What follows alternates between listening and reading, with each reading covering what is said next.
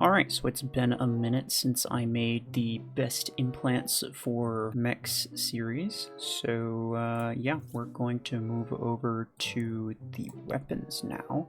And we're going to start with the assault category, of course. So starting off with autocannon, of course, the most OP weapon. Your implant options are damage, mag size, and reload. Now, I mean, it's autocannon, you're probably not going to use it. The principles that apply to this weapon will also apply to pretty much all of the others. So I will start off by giving a general statement. And this general statement is that if the firing time and the reload time are relatively similar, and your damage, mag size, and reload implants, or any combination of the three, have similar percentage stats, then the best options will always be as follows: damage, and then reload, and then mag size. The reason I say this is because the whole point of assault weapons is to just keep the highest amount of average DPS as possible. It's basically like a beam. You're not going to do a lot of burst damage, you're not really going to ambush anybody with it, but you have a lot of uptime, you have a relatively short reload, and just a lot of general damage output. So why is damage the best? Damage is the best because it just increases your damage. I mean, take the legendary autocannon damage, for example. Maxes out at 30%. That's 30% more damage per second, just straight up. Now, if you're to take the mag size implant, which is also legendary for autocannon, also has 30%. It also gives you 30% more damage.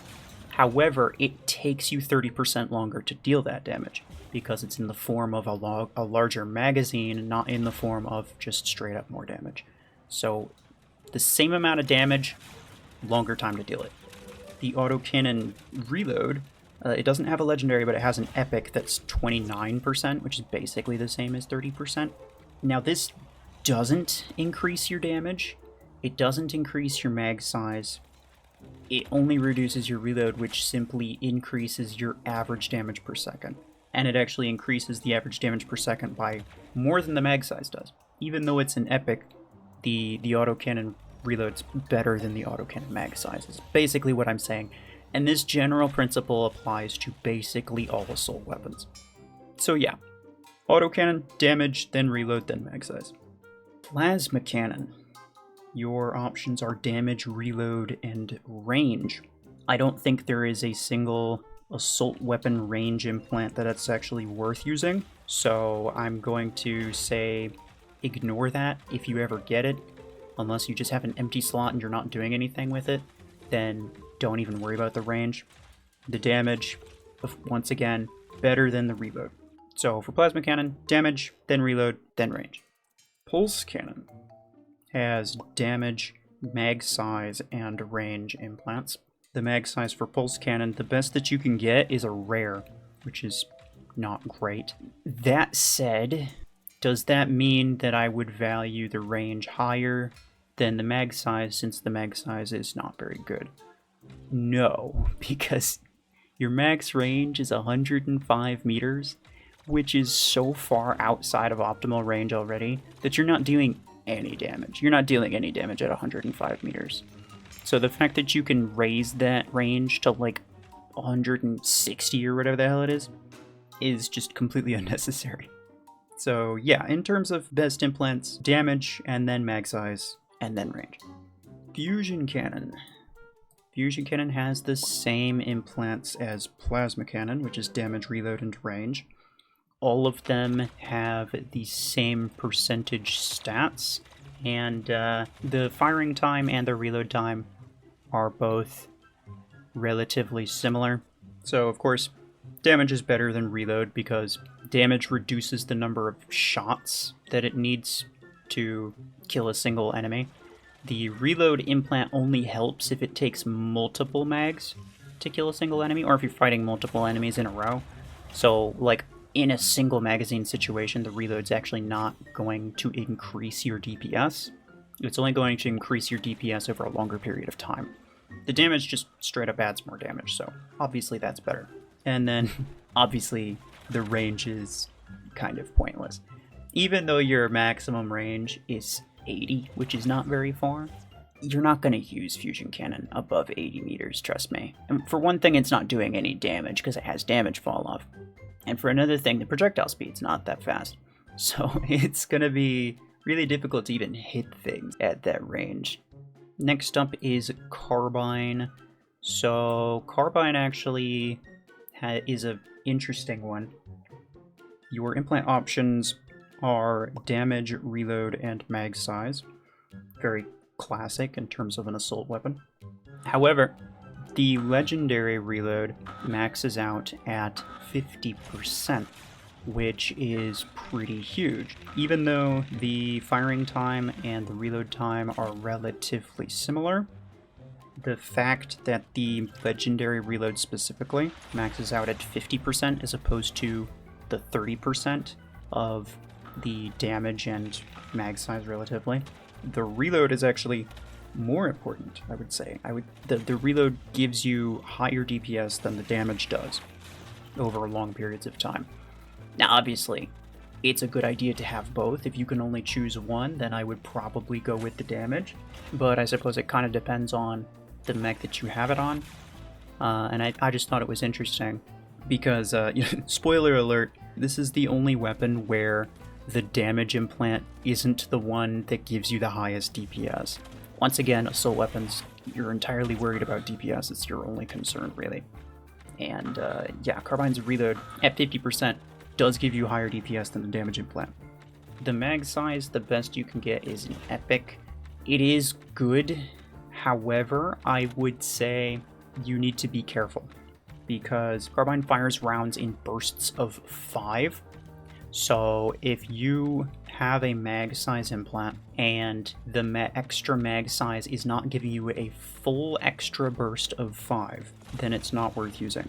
You get lower DPS if you waste the time to do a burst. If you're wasting a burst on 2 shots before reloading or something like that, right?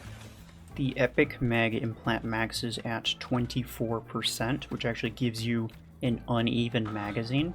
So you want to get it at level 5 to get 20%, and that'll give you an even number of bursts, so you're not wasting damage or wasting time, essentially, by having a full burst dedicated to just 2 extra shots, I believe.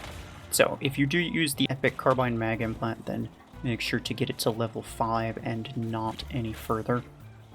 But generally, the best implants are reload, then damage, then mag size. Viper. So Viper has the classic damage, reload, mag size. Viper also has a relatively similar firing time as well as reload speed, which means that what I said earlier with autocannon still holds true, where, the damage implant's going to be the best because it just straight up increases your damage. The reload is going to be the next best because it's going to increase your average damage per second over a longer period of time, and the mag size is going to be the worst of the 3. Still good, but the worst of the 3 because it increases your damage per mag at the cost of more firing time. Viper also has a very similar situation to Carbine, where it has a special firing mechanic, and you want your mag size to be a specific number. So the base mag size is 40. Viper's perk is that it fires a rocket every 8 shots. This rocket is 50% of your DPS. I'm not even kidding. The damage that you do in 8 shots of the regular rounds is the same damage that a single rocket does. So you most definitely do not want to have a situation where your mag size is accommodating 7 extra shots, but not that one last shot that gives you a rocket as well. It's very important to make sure that with the implant, your total magazine is some multiple of 8. So Viper has the epic and the legendary mag size implants. The epic maxes at 20%, which will give you 1 extra rocket, so another cycle of 8 shots plus a rocket exactly. So you really want to make sure that you max that implant. The legendary maxes at 40%, which is double that, which means you'll get 2 extra rounds, or 2 extra cycles, 2 extra rockets. So you either want it to get it to level 3 or to max it. You don't want it anywhere in between, because otherwise, once again, you're wasting time firing these like little tiny shots that aren't going to do much when, you know, your ultimate goal is to cycle back to the rocket to deal the real damage. So even though, in terms of legendary implants, the mag size is 40% on Viper, and the reload is only 30%, the reload is still better in terms of average damage per second than the mag size is. And that's how, generally, that's how bad the mag size is on weapons like this. In terms of average damage per second, doing more damage per mag at the cost of more firing time doesn't actually increase your damage per second by that much. But the difference is very marginal. Like if you had these, if you had these implants maxed, obviously the damage implant would increase your average DPS by 30%. Your reload, your 30% lower reload, would increase your DPS by 16% roughly, and your 40% additional mag size would increase your DPS by about 15%. So it's about a 1% average DPS difference. It's very small, but it is there. And I don't think that the mag size is really necessary to kill most things, because the damage output on Viper is very, very good. If you can hit your rockets, that is. Which brings us to the last one, Overdriver. So Overdriver has pretty much the same implants. Damage, burnout rate, which is equivalent to mag size, and cooling, which is equivalent to reload speed. So if I say mag size, I really mean burnout, and if I say reload, I really mean cooling. So all of the percentage buffs are the same. All of the legendary ones max at 30%. Your unload time is like 5.1 seconds, and your reload time is 5 seconds. So it's like incredibly, incredibly similar. Which means that, of course, damage gives you the highest amount of extra DPS, as it does. Cooling is the next best in terms of DPS.